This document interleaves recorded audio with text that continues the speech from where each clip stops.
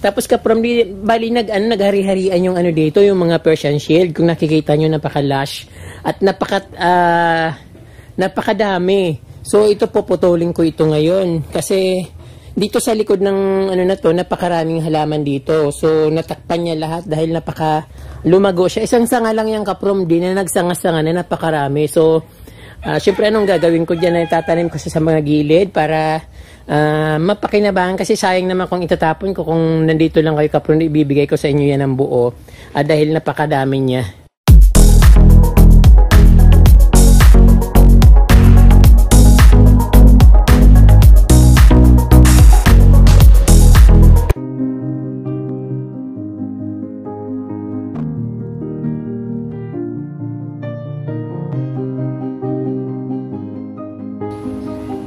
Magandang araw sa inyo mga kabromdi. Nandito na naman ako ulit sa aking magandang kubo, sa aking paraiso, at excited po akong makauwi dito at medyo matagal-tagal din po akong nanirahan sa Manila kasi yun, hindi po ako makauwi dito sa probinsya dahil alam niyo naman sa yung situation natin. So ngayon kabromdi, kung bago lang po kayo sa aking mini channel, huwag niyo pong kalimutan mag-subscribe at i-share po yung video para updated po kayo sa aking mga video. Huwag niyo rin pong kalimutan yung notification bell para yun po, ma-update po kayo sa aking mga bagong post. Ayun po kabromdi. So ngayon, kararating ko lang dito sa probinsya at ito nagko-coffee na nga ako, maubos ko na yung coffee ko. So medyo hindi naman gaano mahigpit yung coffee dito kabromdi. So ang may checkpoint sa bandang Laguna, so hindi ko matanda. Before, ano po yari? Tiaong. Between Laguna and Quezon. Parang ganon. Tapos sa Del Gallego, Camarines Sur. So yung mahigpit sa Del Gallego, Camarines Sur, sa mga papawi po ng Bicol, lalong-lalo sa Camarines Sur, yung dapat po mayroon pa yung antigen. Yung po pinaka-importante. So baliwala po yung pagpapabaksin ko na twice sa dadaanan kasi ang hinahanap po nila yung swab test or antigen. Ayun, antigen na result. So ngayon kapromdi, medyo maganda naman yung nadatngan ko dito at syempre natuwa ako at dahil miss na miss ko na yung paraiso ko dito. Ayun, medyo natuwa ako, kaya lang kapromdi medyo yung halaman na iba na.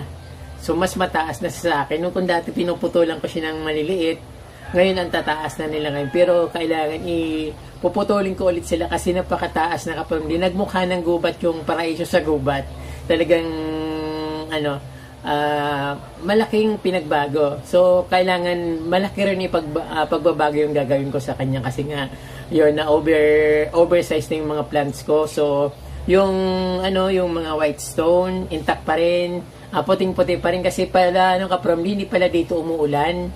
Summer pala dito sa Bicol. Pero that time nung umalis naman ako dito, May, summer talaga. So until now, mainit pa rin ngayon. But kahapon, malakas daw ang ulan.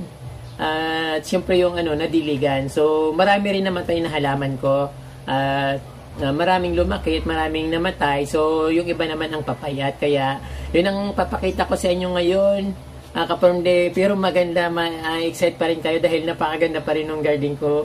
Saka papagandahin ko ulit siya para lumago ulit. Ayun kapromdi, tingnan na natin yung maganda kong garden at muli ko siyang papagandahin. So tara po mga kapromdi, tingnan na natin yung garden ko. Bali dito po ako magsisimula sa harapan ng kubo. So yung pa rin naman ang itsura niya, kaya lang yung po yung sobrang pumayat po yung mga halaman. Parang may parang kulang sa vitamin. Yun nga, parang siguro dahil hindi nadidiligan, hindi masyadong nasikaso. Yung pinuputulan din naman nila yung masyado ng mataas. So nakikita-kita naman dito yung gumamila na yung kulay pink.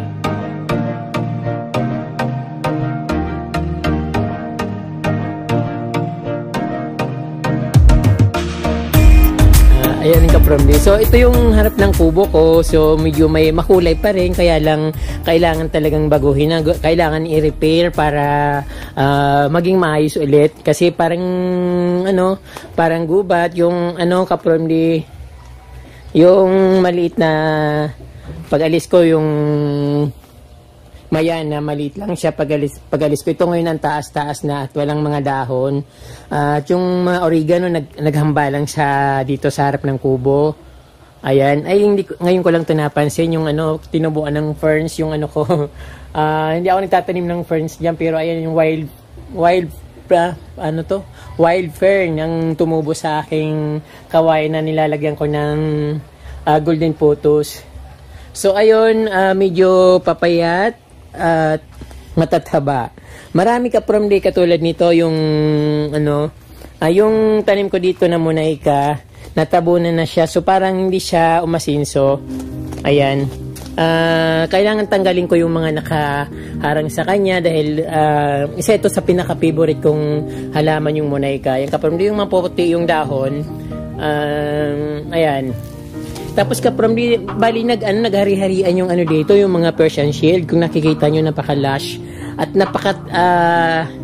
napakadami. So ito puputulin ko ito ngayon kasi dito sa likod ng na to, napakaraming halaman dito. So natakpan niya lahat dahil lumago siya. Isang sanga lang yung kapamdi na nagsanga-sanga na napakarami. So syempre anong gagawin ko dyan, ay tatanim ko sa mga gilid para mapakinabangan, kasi sayang naman kung itatapon ko. Kung nandito lang kayo kapron, ibibigay ko sa inyo yan ng buo dahil napakadami niya. At yung ko, dahil summer dito, yung yung bird nest na napakalaki. Ayan, payat-payat at natutuyo yung mga dahon. So dapat ma-restore ko ulit yung dati niyang ganda. So dito kasi kapron, may ko dito, mga tanim na halaman, yung crotus na dilaw, natakpan ng Persian shield na napakalaki. Ayan. So doon namang kapron sa likod, napakarami kong tanim na diyan, croutons, at natakpan din naman ng nung napaka red, cane red na variegated. So ayun, dami-dami ng cane red na variegated. Ang tataas na, parang kasing taas na ng kubo ko. Tapos yung lumaki na rin yung saging. Natatakpan niya na rin yung mga halaman dito, kaya hindi na siya nakaka-absorb ng init kahit na summer. Kaya nang nangyari. So yung hydrangeas ko, hydrangea, namumulaklak pa rin siya, pero payat. Kasi nga yung nagtatalo na sila dahil sa sobrang daming halaman na nakapaligid sa kanya.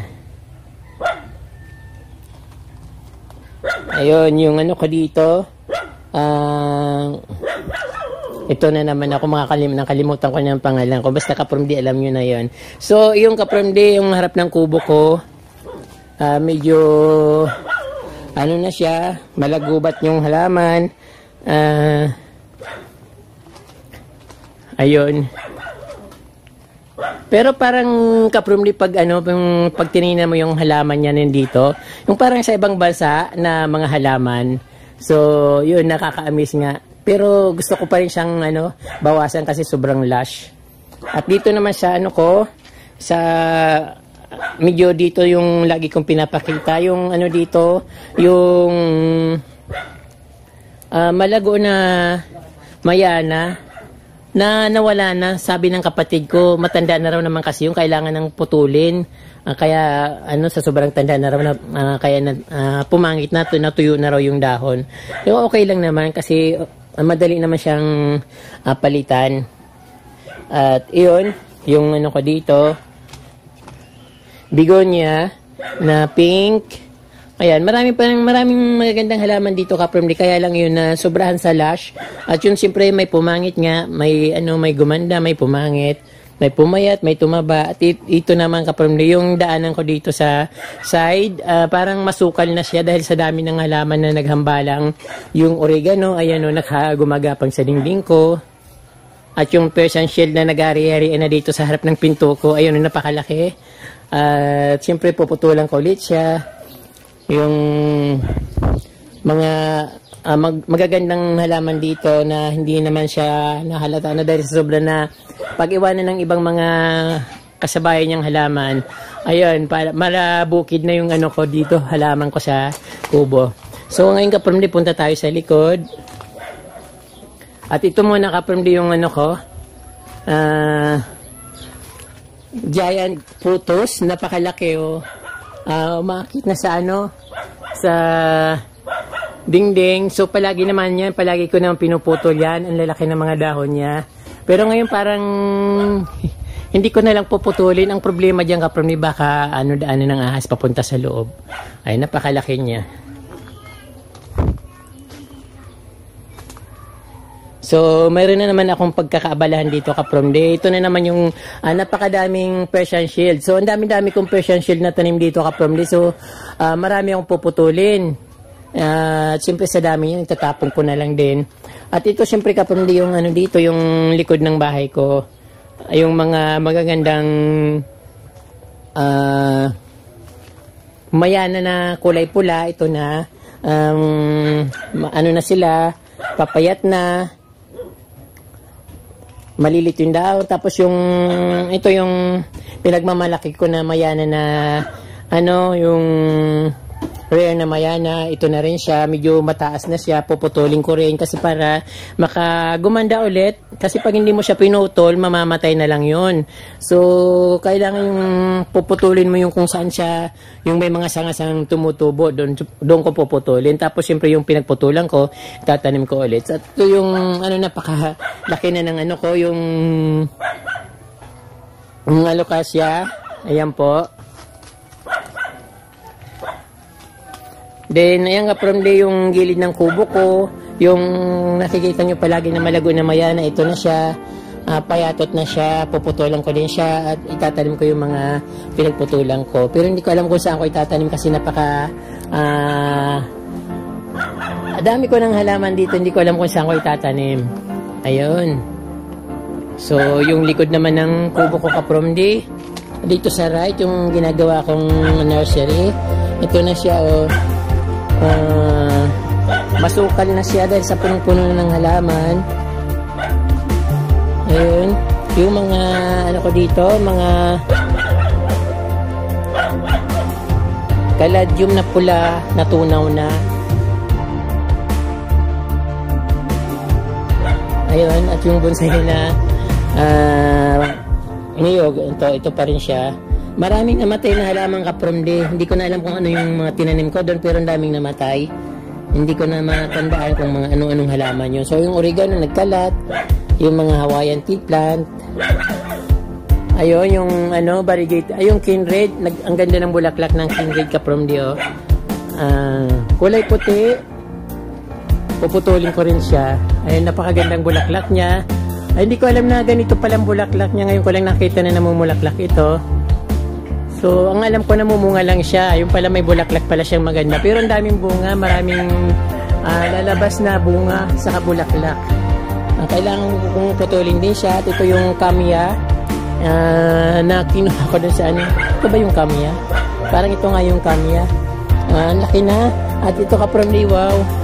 Ito yung blue moose na yung pinagmamalaki ko sa inyo palagi. Na hindi ko matapon-tapon kasi yun ang dahil yung favorite ko yung kulay blue na halaman. So hindi ko alam na may tinanim ako dito sa paso. Ayun, ang ganda-ganda niya. So ayan kaprom yung lumabas na yung kulay niya. Talagang nag-blue siya, may kulay green din.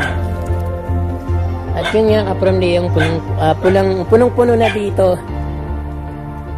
Ay, yung bonsai ko, akala ko namatay na siya, may dahon pala ulit. Yung mga damo niya, ang dami kong ayusin dito at ang dami kong itatapon. At yung wild na, wild na, doon niya loose, na kulay puti, ito ang laki na, akala ko hindi siya mabubuhay. Ayan, napakarami kong dito, halaman kaprom at yung dahon ng bigonya na tinanim ko na kulay puti, ito na ang lago na. Dahon lang yung kaprom nung tinanim ko na umalis ako dito. At iyan na siya ngayon.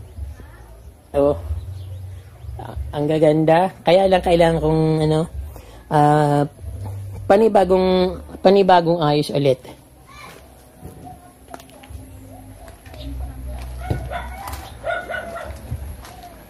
Nakainis naman yung aso. Tinatahulan ako. Ito kaprom ang daming halaman dito. Punong-puno. Kaya lang, hindi masyadong ng kapatid ko. Parang pinabayaan niya. Dapat pinutol niya para naging maganda sana. Ayan, dami-dami kong tanim dito. Yung mga tanim ko ng mayana bago ako malis, yun to sila dito. Ang tataas na, ang tatangkad. So, kailangan kong putulin. So, kaprom di punta na kayo dito, mamimigay ako ng mga mayanang, cutting na mayana. Dahil napakadaming mayana dito. Ayan, no, punong-puno. Yung mga tinanim ko bago ako malis. 3 months lang yan, kaprom di. Kasi nung 3 buwan ako sa Manila, ayun, pagbalik ko, ito na yung mga cutting lang yan nung tinanim ko dyan. Hindi ko alam na ganun, maganda siyang, ganun siya kalaki kaagad nung sa loob ng 3 buwan. Pero subukan naman yung kaprom di na sa loob ng 3 buwan gaganda na siya. Pero hindi ko alakalain na ganito kakataas na sila. Ayan, malabukid na dito yung likod ko, likod ng kubo ko. San si Barya, dami-daming sanga. Ayan, paghahati-hatiin ko na sila, lalagay ko sa isang puno para maging makulay ulit at magsasanga-sanga sila ulit. Yung ko, ang dami. Hindi na ako magkakaon nagagay sa mga halaman ko dito. Yung maganda na rin, pero hindi siya lumaki. Nilipat ko na siya sa lupa, yung Eugenia na kulay white. Ayan, yung mga tanim ko dito na mayana, parang, siya, pumayat, nawala yung mga iba. Marami akong tininim dito na rare na mayana, nagkawala-wala na. Ayan. At dito yung, ayun din, nawala na yung mga lush na mayana dyan. At yung lumabas, yung yung may sambong, saka yung gumamila na kulay puti.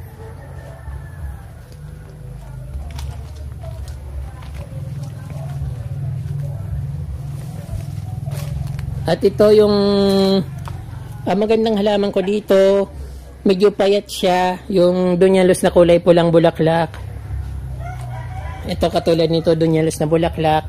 Na halaman, yan na po siya. Pero medyo payat siya. Hindi masyadong naalagaan. Saka yung mga tanim ko dito na mayana, ayun no. Punong-puno, kaso lang ang papayat.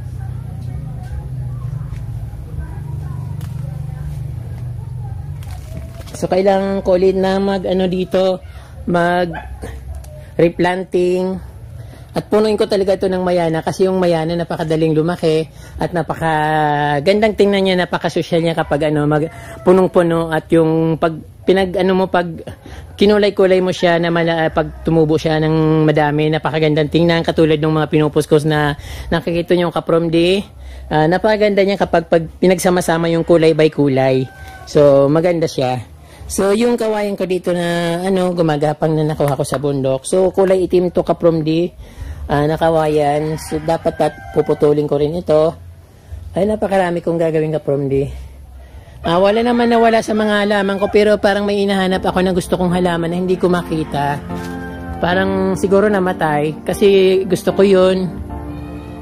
Maraming namatay na halaman. Marami rin na nabuhay. Na dito, malagubat na. Yung mayana avatar ko, ito pa rin. Hindi siya gaano lumalaki, pero maganda naman, hindi naman siya namatay. Ayun.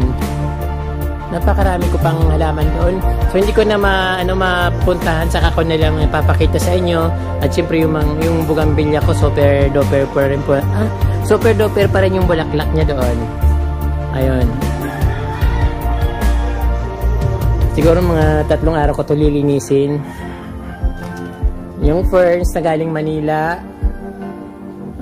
Yung pa rin. Parang marami nang namatay.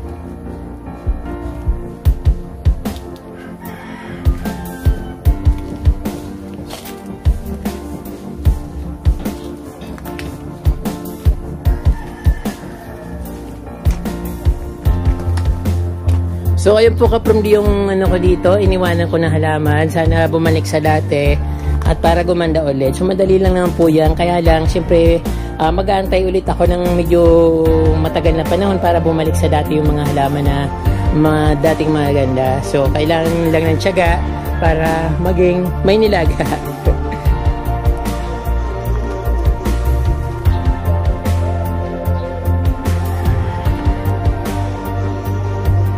At malapit na naman yung tagbagyo na panahon, kaya ito lagot na naman ako dito. Alam niyo naman dito sa probinsya, tamaan daanan ng mga bagyo.